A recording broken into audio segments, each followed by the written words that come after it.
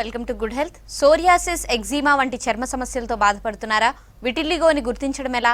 వీటికి ఎన్ని ట్రీట్మెంట్స్ తీసుకున్నా ఫలితం లేకుండా పోతుందా? హోమియోపతిలో వీటికి ఎటువంటి చికిత్సలు అందుబాటులో ఉన్నాయి?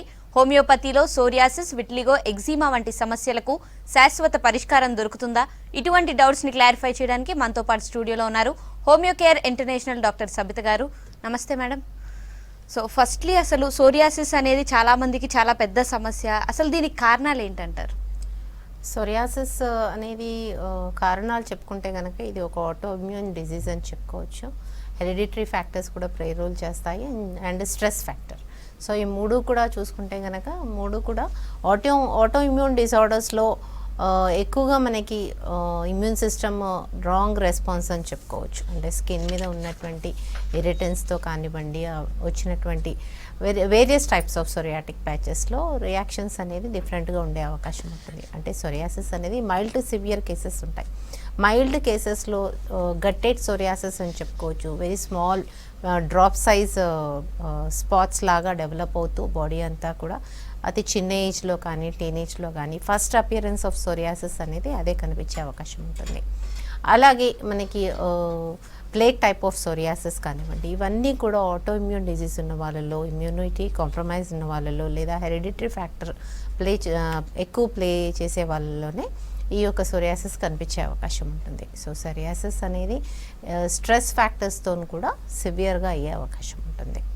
సో ఇక్కడ మనకి గట్టెడ్ టైప్ ఆఫ్ సోరియాసిస్ మైల్డ్ ఉండే అవకాశం ఉంటుంది. వితిన్ 2 to 3 years అది తగ్గే అవకాశం కూడా ఉంటుంది. అలాగే plague type of psoriasis coin sized షేప్లో ఉంటాయి. Raised edges of patches and red colour of the patch, అలాగే సిల్వరీ స్కేల్స్ దానిపైన డెవలప్ అవ్వడం అనేది కనిపిస్తుంది. ఇక్కడ మెయిన్గా వచ్చేసి స్కిన్ అనేది సెల్స్ అనేది మల్టిప్లై అయిపోతూ ఉంటాయి. సో యూజువలీ నార్మల్ స్కిన్కి 2 to 3 times మల్టిప్లై అయితే ఇది 100 times మల్టిప్లై అయిపోతూ ఉంటాయి ఈ యొక్క ప్యాచెస్ పైన. సో ఇది ప్లేగ్ టైప్ ఆఫ్ సోరియాసిస్లో కూడా స్కేలీ టైప్ ఆఫ్ ప్యాచెస్ అనేది మనకు కనిపిస్తూ ఉంటుంది. ఈ యొక్క స్కేలింగ్ అనేది కూడా సిల్వరీ స్కేల్స్ అండి, very typical character for psoriasis. ఇక్కడ మనకి వాళ్ళు పిన్ చేసినా కానీ ఒకవేళ ఈ సిల్వరీ స్కేల్స్ ఇచ్చి చేసి తీసుకున్నప్పటికీ అక్కడ మనకి డ్రాప్ సైజ్ బ్లడీ ఊజింగ్ అనేది కనిపిస్తుంటుంది. So very typical character for psoriasis. So any physician ఇది ఎగ్జామిన్ చేసినప్పుడు విత్ నార్మల్ నిక్కడ అయ్యి వీళ్ళు గుర్తించడం జరుగుతుంది సోరియాసిస్ అనేది. దీనికి ఎటువంటి టెస్టులు కూడా అవసరం లేదు, ఒక ఫిజిషియన్ని దాన్ని గుర్తించే అవకాశం ఉంటుంది. బట్ యూజువల్లీ వెరీ అంటే చాలా తక్కువ మైల్డ్ కేసెస్లో మాత్రం మీకు ఎలాంటి ప్రాబ్లం లేకుండా ఉన్నప్పటికీ ఫ్యూచర్లో అంటే ఒక 4 to 5 years అయిన తర్వాత it may represent as erythrodermic psoriasis or plaque type of psoriasis అనేది చెప్పుకోవచ్చు. Erythrodermic psoriasis is very severe type of psoriasis where 90% of the body is covered. అంటే 90% ఆఫ్ ద బాడీలో కూడా ఈ యొక్క స్కేలీ ప్యాచెస్ అనేది డెవలప్ అవుతూ ఉంటాయి. స్కిన్ అంతా కూడా రెడ్గా ఇన్ఫ్లేమ్డ్ అయిపోయి ఉంటాయి. సో ఇలా ఉన్నప్పుడు పూర్తిగా బాడీ ఎఫెక్ట్ అయినప్పుడు అక్కడ ఉన్నటువంటి స్కేలీ ప్యాచెస్ కూడా సివియర్గా ఉండటము, దానివల్ల ప్రోటీన్ లాస్ అవ్వటము, అలాగే వాళ్ళకి థర్మల్ ఇంబ్యాలెన్స్ అంటే వాళ్ళకు ఉన్నటువంటి హీట్ ఇంబ్యాలెన్స్ కానీ కోల్డ్ ఇంబ్యాలెన్స్ కానీ తట్టుకోలేనిటువంటి విషయం అనేది మనకి ఎరిథ్రోడర్మిక్ సోరియాసిస్లో కనిపిస్తుంది. సో ఇవన్నీ సోరియాసిస్లో కూడా ఈ స్ట్రెస్ ఫ్యాక్టర్స్ అనేది ప్లే రోల్ చేస్తాయి కనుక స్ట్రెస్ అనేది తగ్గించుకోవడం అనేది చాలా ఇంపార్టెంట్. వేరస్ కాన్స్టిట్యూషనల్ హోమియోపతిక్ ట్రీట్మెంట్ ఇచ్చినట్టయితే కనుక సివియారిటీ అనేది చాలా వరకు తగ్గించడం అనేది మనం ఎన్నో కేసెస్లో చూస్తున్నాం. సో స్టార్టింగ్ స్టేజెస్లో వచ్చినట్టయితే కనుక పూర్తిగా తగ్గడం అనేది చూస్తూ ఉంటాం. అలాగే కొంతమందికి మైల్డ్ టు సివియర్ అని చెప్పుకోవచ్చు. సివియర్ కేసెస్లో కూడా ఈ యొక్క సివియారిటీ అనేది మనము 90% బాడీలో ఉన్నటువంటి కేసెస్ని 5 to 10%కి తగ్గించడం అనేది చూస్తూ ఉంటాం. సో హోమియోపతిక్ ట్రీట్మెంట్లో పర్మనెంట్ సొల్యూషన్ ఉండే అవకాశం ఉంటుంది. ఎందుకు అంటే ఇది మనకి సివియారిటీ చాలా ఎక్కువగా ఉన్న వాళ్ళలో పర్మనెంట్గా ఇది చాలా మైల్డ్ కేసుగా మనము దీన్ని తీర్చిదిద్దవచ్చు. సో జెనెటికల్ కాన్స్టిట్యూషనల్ మెడిసిన్ ఇవ్వడం వల్ల ఈ యొక్క సివియారిటీ అనేది పూర్తిగా తగ్గే అవకాశం ఉంటుంది. సోరియాసిస్ అనేది కంటేజియస్ ఇన్ఫెక్షనా, నాన్ కంటేజియస్ అంటే స్ప్రెడ్ అవుతుందా అవ్వదా? ఒకళ్ళ నాన్ ఇన్ఫెక్షస్. సో ఒకరి నుంచి ఒకరికి ఏ రకమైన సోరియాసిస్ కూడా ఈవెన్ పస్టులార్ సోరియాసిస్ అంటే ఆ యొక్క సోరియాసిస్ పైన మనకి పస్ డెవలప్ అవుతూ ఉంటుంది. అలాంటి పస్టులార్ సోరియాసిస్ కూడా non infectious and non contagious, అంటే ఒకరి నుంచి ఒకరికి రావడం అనేది ఖచ్చితంగా జరగదు. ఈ సోరియాసిస్ అనేది మల్టిప్లికేషన్ ఆఫ్ స్కిన్ అనేది 100 times పెరిగి ఉండటం వల్ల ఈ యొక్క స్కేల్స్ డెవలప్ అవుతూ ఉంటాయి. సో ఖచ్చితంగా ఇది non infectious, non contagious. And చాలా టైప్స్ ఆఫ్ సోరియాటిక్ ఇన్ఫెక్షన్స్ అనేవి ఉన్నాయి. వీటిలో ఏది కామన్గా వస్తుంటుంది అండ్ ఏది డేంజరస్ అంటారు మ్యామ్? యా, ఇప్పుడు మనం చెప్పుకున్నటువంటి సోరియాసిస్లో మనం గట్టిట్ టైప్ ఆఫ్ సోరియాసిస్ చెప్పుకున్నాము, అలాగే ఎరిథ్రోడర్మిక్ సోరియాసిస్ చెప్పుకున్నాము. సో ఇక్కడ మనకి usually coin shaped plaque type of psoriasis అని చెప్పుకోవచ్చు. ఈ ప్లేక్ టైప్ ఆఫ్ సోరియాసిస్ అనేది చాలా వెరీ కామన్, అంటే 80 to 90% పీపుల్లో ఈ యొక్క ప్లేక్ టైప్ ఆఫ్ సోరియాసిసే చూస్తూ ఉంటాం. అలాగే కొంతమందిలో ఇన్వర్స్ టైప్ ఆఫ్ సోరియాసిస్ అంటే ఫోల్డ్స్లో వచ్చినటువంటి సోరియాసిస్, మేబీ అండర్ ఆర్మ్స్ కానివ్వండి, లేదా ఇంగ్వెనల్ రీజన్లో కానివ్వండి, లేదా కొంతమందికి folds of hands, folds of లెగ్స్లో రావటము, అండర్ బ్రెస్ట్ రావటము అనేది చూస్తూ ఉంటాం. ఈ ఇన్వర్స్ టైప్ ఆఫ్ సోరియాసిస్లో red colour, shiny, glistening appearance, ఇక్కడ మనకు స్కేలింగ్ అనేది చాలా తక్కువ కనిపించినప్పటికీ సిమ్టమ్ సివియారిటీ అనేది డెవలప్ అయ్యేటువంటి అవకాశం ఉంటుంది. ఇక్కడ మనకు మెయిన్గా బర్నింగ్, ఇచ్చింగ్ ఇలాంటివి ఎక్కువగా కనిపించే అవకాశం ఉంటుంది. అలాగే వెరీ డేంజరస్, మనకి పూర్తిగా తట్టుకోలేనటువంటి సోరియాసిస్ వచ్చేసి ఎరిథ్రోడర్మిక్ సోరియాసిస్లో మనకి యూజువలీ 90% ఆఫ్ ద బాడీ సోరియాసిస్తో ఎఫెక్ట్ అయ్యి ఉండే అవకాశం ఉంటుంది. అండ్ ఈ 90% ఆఫ్ ద బాడీ నుంచి కూడా స్కేల్స్ అనేది ప్రొడక్షన్ అవ్వటము, ఆ స్కేల్స్ అనేది ఊడిపోవటము, దానివల్ల సివియర్ ప్రోటీన్ లాస్, అలాగే వాళ్ళ యొక్క థర్మల్ ఇంబ్యాలెన్స్ అనేది కూడా కనిపించే అవకాశం ఉంది. ఓకే మ్యామ్, కాలర్ ఉన్నారు శ్రీనివాస్ గారు హైదరాబాద్ నుంచి. నమస్తే అండి శ్రీనివాస్ గారు. మేడం నమస్కారం మేడం. ఓకే, మీ ప్రాబ్లం మేడంతో చెప్పండి. మేడం నమస్తే madam, good afternoon. Good afternoon, చెప్పండి మేడం. నేను ఫస్ట్ ఆఫ్ ఆల్ హోమియోపతిని లైక్ ఒక 10 years ముందు నేను చాలా తక్కువ అంచనా ఇస్తాను మేడం. ఎందుకంటే ఇంతమంది డాక్టర్స్, పెద్ద పెద్ద అపోలో హాస్పిటల్, యశోద, అన్ని డాక్టర్స్, MBBS, FRCS అన్ని మొత్తం పెద్ద పెద్ద చదువులు చదివి వాళ్ళు చేయలేని హోమియోపతి చేస్తుందా అని చేశాను మేడం. ఇప్పుడు ఏంటంటే మేడం, నాకు IgA నెఫ్రోపతి ఉంది మేడం. ఓకే మేడం చెప్పండి. నాకు IgA నెఫ్రోపతి వచ్చింది. ఓకే, అయితే నేను అలోపతిలో కనుక్కుంటే నాకు ఏం ట్రీట్మెంట్ లేదు అని చెప్పారు మేడం. ఓకే, ఇంకా CKD డిజీజ్, ఇది షుగర్, BP ఎలా ఉంటుందో మీకు లైఫ్ లాంగ్ గా ఇది అలాగే ఉంటుందని చెప్పారు మేడం. ఓకే, అయితే ఒక హోమియోపతి డాక్టర్ శ్రీధర్ బాబు అని యూసుబుడ్డలో కలిశాను మేడం నేను. ఓకే, నాకు క్రియాటిన్ 1.2కి వెళ్ళిపోయింది మేడం. ఇప్పుడు 0.88కి వచ్చింది మేడం. Very good. అసలు మెరికిల్ డాక్టర్ అనుకున్నాను హోమియోపతి.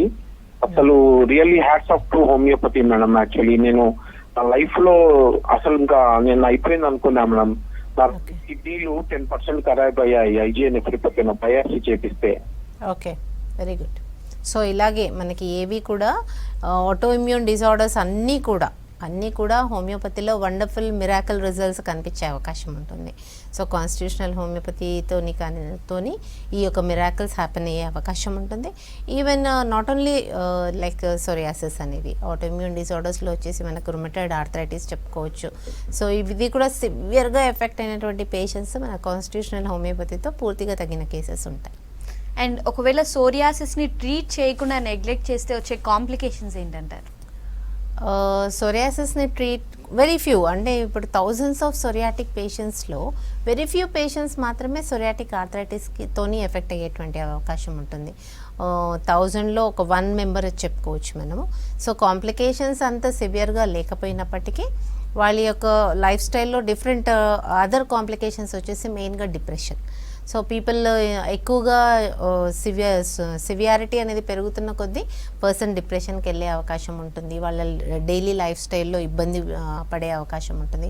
సో ఇవన్నీ కూడా ఎప్పుడైతే సివియారిటీ తగ్గిపోతుందో ఇవన్నీ కూడా నార్మల్సీకి వచ్చేటువంటి అవకాశం ఉంటుంది. అంటే వాళ్ళ డే టు డే లైఫ్లో ఎప్పుడైతే సివియారిటీ తగ్గిపోతుంది, చాలా సిమ్టమ్స్ అనేది 5%కి తగ్గించినట్టయితే కనుక వాళ్ళ లైఫ్ స్టైల్లో నార్మల్ లైఫ్ లీడ్ చేసే అవకాశం ఉంటుంది.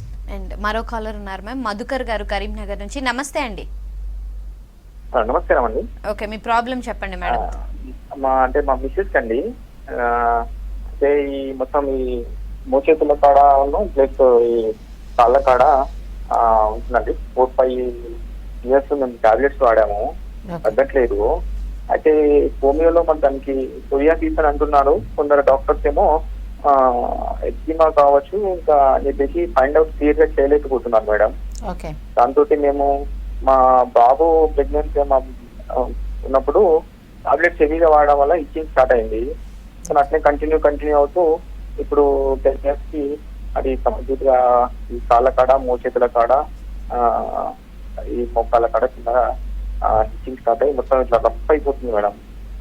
అది ఏంటని అర్థం కావట్లేదు. మరి దాంట్లో మన ఏదైతే హోమియోలో దానికి సొల్యూషన్ ఉందంటారా? అసలు ఎట్లా? ఖచ్చితంగా ఉంది. మీరు చెప్తున్నటువంటి సిమ్టమ్ ప్రకారము ఆఫ్టర్ సమ్ అంటే మెడికేషన్స్, హెవీ మెడికేషన్స్ తర్వాత వచ్చినటువంటి కేసు. మీరు ఇది సోరియాసిసా, ఎగ్జిమానా, అటోమిక్ డర్మటైటిసా అని చెప్పుకునే ముందు homeopathy does not work on disease. అంటే సోరియాసిస్కి కానీ ఎగ్జిమాకి కానీ ట్రీట్మెంట్ అనేది ఉండదు. మనిషికి ట్రీట్మెంట్ ఉంటుంది. అంటే వాళ్ళకు ఉన్నటువంటిది అక్కడ inflammatory changes of the skin. So అది ఇరిటెంట్ వల్ల వస్తుందా లేకపోతే జెనెటికల్ ఫ్యాక్టర్ వల్ల వస్తుందా అని చెప్పుకోకుండా ఆ యొక్క రియాక్షన్ అనేది ఏ విధంగా ఉంది, వాళ్ళ అంటే ప్రొడక్షన్ ఆఫ్ సిమ్టమ్స్ అని చెప్పుకోవచ్చు మనం. అంటే వాళ్ళు వ్యక్తిగతంగా ఏ విధంగా మనకు వ్యక్తం చేస్తున్నారు అనే దాన్ని బట్టి ట్రీట్మెంట్ ఇవ్వడం జరుగుతుంది. ఈ ఎగ్జిమా కానీ వెరీ కామన్ టైప్ వచ్చేసి అటోపిక్ డర్మటైటిస్ అని చెప్పుకుంటాం. అటోపిక్ డర్మటైటిస్కి కూడా ట్రీట్మెంట్ అసలు లేదనే చెప్తారు మనకి. బయట అలోపతిక్ ట్రీట్మెంట్లో కూడా అటోమిక్ డర్మటైటిస్కి క్యూర్ లేదు అని చెప్తూ ఉంటారు. Usually atomic dermatitis also genetically predisposed. So eczema కానీ సోరియాసిస్ కానీ దీస్ ఆర్ ఆటోఇమ్యూన్ డిజీజెస్. ఇవన్నీ కూడా ఏంటి అంటే మనకి ఇరిటేషన్, డ్రై స్కిన్, ఇచ్చే స్కిన్, దానివల్ల ఎగ్జిమాలో థిక్నెస్ ఆఫ్ స్కిన్ ఉండొచ్చు, వాటర్ ప్రొడక్షన్ అనేది కూడా ఉండే అవకాశం, తేమలాగా దురద అనేది ఎక్కువగా ఉండే అవకాశం ఉంటుంది.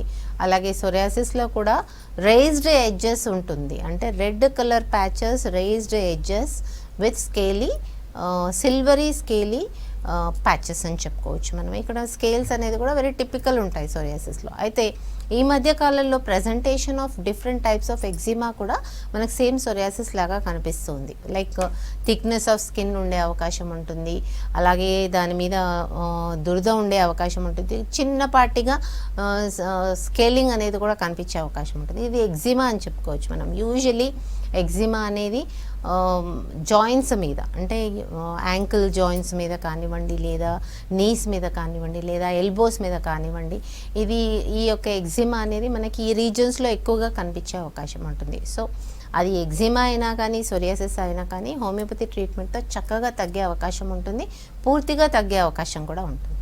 అండ్ విటిలిగో అంటే ఏంటి, అండ్ దీన్ని ఎలా డిటెక్ట్ చేయొచ్చు అంటారు? విటిలిగో అనేది హైపోపిగ్మెంటెడ్ ప్యాచెస్. అది పూర్తిగా మెలనిన్ పిగ్మెంటేషన్ అనేది ప్రొడక్షన్ అనేది లేకపోవటం వల్ల మెలనిన్ సెల్స్ అనేది ఏదైతే మన స్కిన్ కింద ఉంటాయో, because there is pigmentation produced by melanin cells. So ఈ యొక్క మెలనిన్ పిగ్మెంటేషన్ అనేది పూర్తిగా ప్రొడక్షన్ లేకపోవటం వలన ఈ యొక్క విటిలిగో ప్యాచెస్ డెవలప్ అయ్యే అవకాశం ఉంటుంది. యూజువలీ విటిలిగో ప్యాచెస్ స్టార్టింగ్ స్టేజెస్లో ఎక్కడైతే స్కిన్ అతి సన్నగా ఉంటుందో, అంటే on the surface of bones, అది మనకి ఫోర్ హెడ్ అయి ఉండవచ్చు, లేదా ఐస్ మీద కూడా మనకి స్కిన్ అనేది చాలా పల్చగా సన్నగా ఉండే అవకాశం ఉంటుంది. అలాగే ఫింగర్స్ పైన కానివ్వండి, అరౌండ్ నెయిల్స్ కానివ్వండి, లేదా టోస్ మీద, ఫింగర్ బోన్స్ మీద కానివ్వండి, వెరీ స్కిన్ ఎక్కడైతే మనకి వన్ లేయర్, సింగిల్ లేయర్ లాగా కనిపించినటువంటి ప్లేసెస్లో ఫస్ట్ ఈ యొక్క పిగ్మెంటేషన్ అనేది తగ్గే అవకాశం ఉంటుంది. యూజువల్లీ లిప్ మీద చెప్పుకోవచ్చు. లిప్ మీద కూడా మనకి స్కిన్ అనేది చాలా సన్నగా ఉండే అవకాశం ఉంటుంది కనుక అక్కడ కూడా మనకి మెలనిన్ పిగ్మెంటేషన్ అనేది ఆగిపోవటం వలన పూర్తిగా వెరీ గ్లిజనింగ్ వైట్ ప్యాచెస్ అని చెప్పుకోవచ్చు. అంటే వెరీ ఫ్రాంక్ వైట్ ఉంటుంది. ఈ యొక్క ప్యాచెస్ అనేది కూడా ఎటువంటి టెస్ట్ లేకుండా ఒక ఫిజిషియన్ క్లినిక్లో దీన్ని గుర్తుపట్టే అవకాశం ఎక్కువగా ఉంటుంది. Usually all hypopigmented patches are not vitiligo. చాలామంది వైట్ ప్యాచెస్ వస్తున్నాయి ఫేస్ మీద, పాపకి కానీ బాబుకి కానీ వస్తున్నాయని ప్యానిక్ అవుతూ ఉంటారు. బట్ ఆల్ హైపోపిగ్మెంటెడ్ ప్యాచెస్ అనేది మనకి విటిలిగో అని చెప్పుకోకూడదు. Vitiligo has very special appearance, glistening white appearance of the skin. అక్కడ పూర్తిగా మెలనిన్ పిగ్మెంటేషన్ అనేది పూర్తిగా ఉండదు. సో ఆ వైట్ అనేది చాలా పేల్ వైట్ ఉంటుంది కనుక అది ఒక డాక్టర్ చాలా ఈజీగా గుర్తుపట్టగలుగుతారు. అలాగే ఈ విటిలిగో అనేది ఇందులో కూడా మళ్ళీ మైల్డ్ టు సివియర్ కేసెస్, అంటే very mild cases, very single patch ఎక్కడైనా కానీ, అది లిప్స్ మీద కానివ్వండి, లేదా కొంతమందికి ఆల్ ఆరిఫైసెస్ అంటే anal orifice, vaginal orifice, mouth are nozzle orifice, కళ్ళ చుట్టూ, అంటే ఎక్కడైతే మనకి మ్యూకోక్యూటేనియస్ జంక్షన్స్ ఉంటాయో ఆ యొక్క జంక్షన్స్లోనే ఈ ఫస్ట్ అపియరెన్స్ ఆఫ్ విటిలిగో ఉండే అవకాశం ఉంటుంది. అది మనకి ఎక్కడైనా కనిపించే అవకాశం ఉంటుంది. యూజువల్లీ జెనైటో యూరినరీ ట్రాక్ట్ దగ్గర, లేదా యానల్ రీజియన్లో, లేదా మౌత్ చుట్టూ కానివ్వండి, ముక్కు చుట్టూ కానివ్వండి, కళ్ళ చుట్టూ కూడా ఫస్ట్ అపియరెన్స్ ఆఫ్ విటిలిగో మనము చూస్తూ ఉంటాం. సో ఇక్కడ మనకి స్కిన్ అనేది పల్చగా ఉండటం వల్ల ఇక్కడ మెలనిన్ పిగ్మెంటేషన్ ఫస్ట్ డిసపియరెన్స్ కనిపిస్తుంది. ఇట్ మే స్ప్రెడ్, అంటే కొంతమందికి ఎప్పుడైతే ఈ యొక్క ప్యాచెస్ అనేది ఒక దగ్గర డెవలప్ అయ్యాయో అక్కడ నుంచి it may spread to the whole body. So vitiligo అనేది మనకి మైల్డ్ టు సివియర్ అని చెప్పుకుంటూ ఉంటాం. ఫస్ట్ అపియర్ అయినప్పుడు very few cases, very few ప్లేసెస్లో ఉండే అవకాశం ఉంటుంది. But as days goes by అవి చాలా ఈజీగా పూర్తిగా బాడీలో స్ప్రెడ్ అయ్యేటువంటి అవకాశం ఉంటుంది.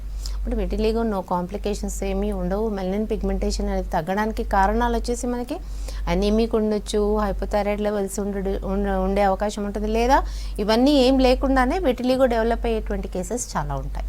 సో విటిలిగో కూడా బిలో 20 or 30% బాడీలో స్ప్రెడ్ కాకముందే మీరు హోమియోపతి ట్రై చేసినట్టయితే కనుక, హోమియోపతి ట్రీట్మెంట్ తీసుకుంటే కనుక ఇది పూర్తిగా తగ్గే అవకాశం ఉంది. ఓకే మ్యామ్, మరో కాలర్ ఉన్నారు, సునీత గారు హైదరాబాద్ నుంచి. నమస్తే అండి. నమస్తే మేడం. ఓకే, మీ ప్రాబ్లం మేడంతో చెప్పండి. మేడం, నేను దాదాపు 10 years నుంచి సోరియాసిస్ కాలు మీద ఉందండి. అది ఏళ్ళకి మేడం. నమస్తే మేడం. నమస్తే అమ్మా, చెప్పండి, వింటున్నాను. నాకు ఇక్కడ కాలు మీద, కుడి కాలు మీద ఉంది మేడం. ముందేమో మోకాలు మీద ఉంది, తగ్గిపోయింది. ఇప్పుడు కాలు మీద ఉంది. దాదాపు 6-7 ఏళ్ల నుంచి ఇబ్బంది పడుతున్నాను మేడం.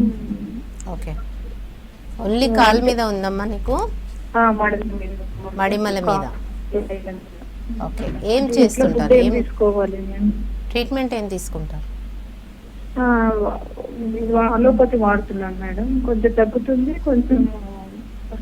అంటే క్రీమ్స్ ఏమైనా పెడతారా లేకపోతే టాబ్లెట్స్ వాడుతుంటారా? క్రీమ్స్ ఇచ్చారు మేడం. ఓకే, టాపికల్ అప్లికేషన్స్ పెడుతూ ఉంటారు. సో ఎన్ని స్టీరాయిడల్ క్రీమ్స్ పెట్టినప్పుడు మీకు తగ్గినట్టు కనిపించినప్పటికీ అది రెగ్యులర్గా పెరిగే అవకాశం ఎక్కువగా ఉంటుంది. అంటే ఎనీ స్ట్రెస్ ఫ్యాక్టర్ కానివ్వండి, ఇలాంటివి ఎక్కువగా ఉన్నప్పుడు ఈ యొక్క ప్యాచెస్ పెరిగే అవకాశం ఉంటుంది. అలాగ పెరగకుండా ఉండాలి అని అంటే ఖచ్చితంగా ట్రీట్మెంట్ స్టార్ట్ చేయండి. కొద్దిగా ప్యాచ్ ఉన్నప్పుడు అది చాలా త్వరగా తగ్గిపోయే అవకాశం ఉంటుంది. అండ్ ఎగ్జిమాని ఎలా డిఫరెన్షియేట్ చేయొచ్చు అంటారు మేడం? ఎస్, ఎగ్జిమా అనేది డిఫరెంట్ టైప్స్ ఆఫ్ ఎగ్జిమా ఉండే అవకాశం ఉంటుంది. అక్కడ మనకి మెయిన్గా వచ్చేసి ఎటోపిక్ డర్మటైటిస్ అని అంటూ ఉంటాము. Atopic dermatitis is once again hereditary factor. ఇక్కడ ఎటోమిక్ డర్మటైటిస్లో వెరీ పెక్యులర్ రీజన్స్, అంటే ఇవి మెయిన్గా ఈ యొక్క ఎగ్జిమా కానీ డర్మటైటిస్ కానీ స్కాల్ప్ మీద and very younger age groups, అంటే వితిన్ 3 to 4 months పిల్లలలో కూడా 3 to 4 months to 5 years వరకు ఈ యొక్క ఎగ్జిమా డెవలప్ అయ్యే అవకాశం ఉంటుంది. ఇక్కడ మెయిన్గా థిక్ స్కిన్ కానివ్వండి, లిటిల్ బిట్ ఆఫ్ స్కేలీ, ఇచ్చి ఉండే అవకాశం ఉంటుంది. అలాగే డ్రై స్కిన్ కూడా ఉండే అవకాశం ఉంటుంది. ఇక్కడ మెయిన్గా ఎరప్షన్స్ అనేవి స్కాల్ప్ రీజన్లో, ఫేస్ మీద, చీక్స్ మీద, నోస్ మీద డెవలప్ అయ్యే అవకాశం ఉంటుంది. Usually atopic dermatitis presentation face మీద, హ్యాండ్స్ మీద, లెగ్స్ మీద ఉండేటువంటి అవకాశం ఉంటుంది. సో ఎటోపిక్ డర్మటైటిస్ కూడా చాలా క్రానిక్ డిసీజ్. ఇంతకుముందు మాట్లాడుకున్నట్టు సోరియాసిస్ అనేది క్రానిక్ ఎలాగైతే అనుకున్నామో, atopic dermatitis is also chronic disease. ఇది కూడా మనకు హోమియోపతిలో చాలా చక్కగా తగ్గుతుంది. పూర్తిగా జీరో చేసేటువంటి అవకాశం మనకు హోమియోపతిలోనే సాధ్యమవుతుంది కాన్స్టిట్యూషనల్ ట్రీట్మెంట్తో. అలాగే మనకి ఎటోపిక్ డర్మటైటిస్ కాకుండా కాంటాక్ట్ డర్మటైటిస్. కాంటాక్ట్ డర్మటైటిస్ అంటే ఎనీ అలర్జన్స్ వల్ల లేదా ఎనీ కాంటాక్ట్ వల్ల, కొంతమందికి కొన్ని ఎలర్జీస్ వల్ల ఆ యొక్క స్కిన్ మీద వాళ్ళు ఎక్స్పోజ్ అయినప్పుడు, లైక్ డిటర్జెంట్స్ కానివ్వండి, లేదా పర్ఫ్యూమ్స్ కానివ్వండి, లేదా ఏదైనా మేకప్ ఐటమ్స్ కానివ్వండి, వాళ్ళు కాంటాక్ట్ అయినప్పుడు ఆ రీజన్లో వాళ్ళకి దురదలు రావడము, లేదా స్కిన్ ఇరిటేట్ అయిపోవటము, లేదా ఇంకా కొంచెం డార్కర్ పిగ్మెంటేషన్ డెవలప్ అవ్వడం అనేది మనకి కొంతమందిలో కనిపిస్తూ ఉంటుంది. అలాగే కాంటాక్ట్ డర్మటైటిస్ అంటే వాళ్ళు ఒకవేళ in touch if they come like metal products, ఏదైనా మెటల్ కానీ లేదా వాళ్ళు టచ్లో ఉన్నప్పుడు ఆ యొక్క రీజియన్లో ఇరిటేషన్ రావటము, కురుపుల్లాగా రావటము, ఎరప్షన్స్ రావటము, దురదలు రావటము అనేది కనిపిస్తుంటుంది. ఇది కూడా కొంతమందిలో ఎక్కువగా ఇచ్చి ఉన్నప్పుడు, స్క్రాచింగ్ ఎక్కువ చేసినప్పుడు this may lead to all the secondary infections. అంటే యూజువలీ ఎనీ ఎరప్షన్స్, ఎగ్జిమా కానివ్వండి, డర్మటైటిస్ కానివ్వండి, దురదలు ఎక్కువగా ఉన్నప్పుడు, స్క్రాచింగ్ ఎక్కువ చేసినప్పుడు ఖచ్చితంగా అది సూపర్ యాడెడ్ సెకండరీ ఇన్ఫెక్షన్స్ కూడా యాడ్ అయ్యేటువంటి అవకాశం ఉంటుంది. సో యూజువలీ ఎగ్జిమాలో థిక్ స్కిన్, డ్రై స్కిన్ ఉండే అవకాశం ఉంటుంది. ప్యాచెస్ కూడా కొంచెం డార్కర్ కలర్లో ఉండేటువంటి అవకాశం ఉంటుంది. అలాగే రేజ్డ్ ఉండేటువంటి అవకాశం అనేది కొద్ది మందిలోనే, అటోపిక్ డర్మటైటిస్లో మాత్రమే స్కిన్ అనేది రేజ్డ్ ఉంటుంది. అలాగే థిక్ అయిపోయి ఉంటుంది. అంటే క్రానిక్ కేసెస్, యూజువల్లీ అటోపిక్ డర్మటైటిస్లో క్రానిక్ ఇయర్స్ టుగెదర్ ఈ యొక్క దురదలు రావటము లేదా ఆ స్కిన్ థిక్ అయిపోవటము అనేది కనిపిస్తుంటుంది. అలా ఉన్నప్పుడు మాత్రమే అది డ్రైగా ఉండేటువంటి అవకాశం ఉంటుంది. లేదా స్టార్టింగ్ స్టేజెస్లో ఎరప్షన్స్ డెవలప్ అయినప్పుడు ఎరప్షన్స్ నుంచి వాటర్ డిశ్చార్జ్ కూడా ఉండే అవకాశం ఉంటుంది ఎగ్జిమాలో. సో ఈ యొక్క డిఫరెంట్ టైప్స్ ఆఫ్ ఎగ్జిమాలో మెయిన్గా కాంటాక్ట్ ఇరిటెంట్ డర్మటైటిస్, కొంతమందికి వెట్గా ఎక్కువగా ఉండటం వల్ల, అంతవరకు వాళ్ళకి అలాంటి ప్రాబ్లం ఏం లేకుండా కూడా కొన్ని ఎక్స్పోజ్ అయినప్పుడు వాటర్లో వెట్గా ఎక్కువసేపు ఉన్నప్పుడు కూడా ఈ మధ్య కాలంలో మనం ఎగ్జిమా అనేది చూస్తున్నాం. అలాగే డిటర్జెంట్స్తో ఎక్స్పోజ్ అయినప్పుడు కూడా we are seeing eczema development. So మనకి ఎగ్జిమాకి సోరియాసిస్కి చాలా వేరీడ్ ఉంటుంది. ఖచ్చితంగా ఒక ఫిజిషియన్ ఒక పేషెంట్ సోరియాసిస్తో కానీ ఎగ్జిమాతోని వచ్చినప్పుడు దాన్ని గుర్తుపట్టడం అనేది చాలా ఈజీ అవుతుంది. ఎగ్జిమాకి కూడా వివిధ రకాల టెస్ట్లు ఏం చేయించాల్సినటువంటి అవసరం ఉండదు. యూజువలీ ఒక ఫిజిషియన్ ఆ పేషెంట్ని చూసినప్పుడు దాన్ని గుర్తించడం జరుగుతుంది. ఓకే మ్యామ్, మరో కాలర్ ఉన్నారు, వినీత్ గారు కరీంనగర్ నుంచి. నమస్తే అండి వినీత్ గారు. నమస్తే అండి మేడం. రింగ్వామ్ గురించి చెప్పండి వినీత్ గారు. అంటే మేము హాస్టల్లో ఉంటాం, రింగ్వామ్ అవుతుంది, ఎట్లా నివారించడం? Ringworm is a fungal infection. So మీకు అలా రింగ్వామ్ డెవలప్ అవుతుంది కనుక ఖచ్చితంగా ఒకరి నుండి ఒకరికి స్ప్రెడ్ అయ్యేటువంటి అవకాశం ఉంటుంది. ఇది కంటేజియస్. నాట్ ఓన్లీ రింగ్వామ్, స్కేబీస్ కూడా హాస్టల్స్లో చాలా ఎక్కువగా స్ప్రెడ్ అయ్యేటువంటి అవకాశం ఉంటుంది. సో మీరు ఒకవేళ రింగ్వామ్ ఉన్నట్టయితే కనుక ఇమ్మీడియట్గా మీరు వాడేటువంటి క్లోత్స్ కానివ్వండి లేదా ప్రతిదీ కూడా, అంటే ఇవి యూజువలీ టవల్స్, బెడ్షీట్స్, ఎవ్రీథింగ్ మీకు సన్ ఎక్స్పోజర్ అనేది చాలా ఉండాలి. ఒకరు వస్తువులు ఇంకొకరు వాడినట్టయితే కనుక అది స్ప్రెడ్ అయ్యేటువంటి అవకాశం ఉంటుంది. సో రింగ్వామ్ ఇమీడియట్గా కొద్దిగా ఉన్నప్పుడే ట్రీట్మెంట్ తీసుకోవాలి. రింగ్వామ్కి కూడా హోమియోపతి ట్రీట్మెంట్ ఉంది, పూర్తిగా తగ్గేటువంటి అవకాశం ఉంటుంది. ఓకే మ్యామ్, అంటే ఏ స్కిన్ ఇన్ఫెక్షన్స్ అయినా మెయిన్లీ సోరియాసిస్ ఒక్కసారి వస్తే లైఫ్లో మళ్ళీ పోదు అని అంటుంటారు. ఒక హోమియోపతి వాడితే కంప్లీట్గా ప్రివెంట్ చేసే ఛాన్స్ ఉందా, లేదంటే అక్కడి నుంచి ఇంకా గ్రో అవ్వకుండా ఆపగలుగుతారా? మనం ఇంతకుముందు చెప్పుకున్నట్టు మైల్డ్ టు సివియర్ కేసెస్ ఉంటాయి. Usually all cases are not same. అలాగే మనకి మైల్డ్ కేసెస్లో ఎంతవరకు మనం కంట్రోల్ చేయగలుగుతాం, సో సివియర్ కేసెస్లో ఎంతవరకు కంట్రోల్ చేస్తాం. మైల్డ్ కేసెస్లో పూర్తిగా ఒక్క ప్యాచ్ లేకుండా కూడా తగ్గించినటువంటి కేసెస్ ఉన్నాయి. అలాగే వాళ్ళు ఎర్లీ వచ్చినట్టయితే కనుక యూజువల్లీ సివియర్ కేసెస్ అంటే usually 40 to 50% of body cover అయినటువంటి కేసెస్లో పూర్తిగా జీరో చేసేదానికంటే దాన్ని మైల్డ్ కేస్గా తీసుకురావటం అనేది చాలా ఇంపార్టెంట్. సో సివియర్ కేసెస్ని స్కేలింగ్ తగ్గించటము, వాళ్ళకు ఉన్నటువంటి డిస్కంఫర్ట్ తగ్గించటము, అలాగే ప్యాచెస్ ఇంకా పెరగకపోవడం అనేది చాలా ఇంపార్టెంట్. యూజువల్లీ సివియర్ కేసెస్ కూడా పూర్తిగా తగ్గినటువంటి కేసెస్ ఉంటాయి. యూజువల్లీ బాడీ అంతా కూడా ఉంటుంది, కొంతమందికి స్కాల్ప్లో కానీ, మెడలో కానీ, హెయిర్ లైన్లో కానీ, ఇయర్ బ్యాక్ సైడ్ కానివ్వండి, ఐబ్రోస్ మీద కానివ్వండి, సివియర్గా ఉన్నటువంటి కేసెస్లో అవన్నీ కూడా తగ్గి జస్ట్ కాళ్ళ మీద 1-2 ప్యాచెస్తో మైల్డ్ కేసెస్గా మనము దాన్ని తీసుకురావడం అనేది జరుగుతుంది. So it depends upon case to case. కొన్ని కేసెస్లో పూర్తిగా ప్యాచెస్ పూర్తిగా తగ్గిపోయేటువంటి అవకాశం ఉంటుంది. అండ్ ఎలాంటి లైఫ్ స్టైల్ చేంజెస్తో ఈ ఇన్ఫెక్షన్స్ని అయితే కంట్రోల్ చేయొచ్చు అంటారు?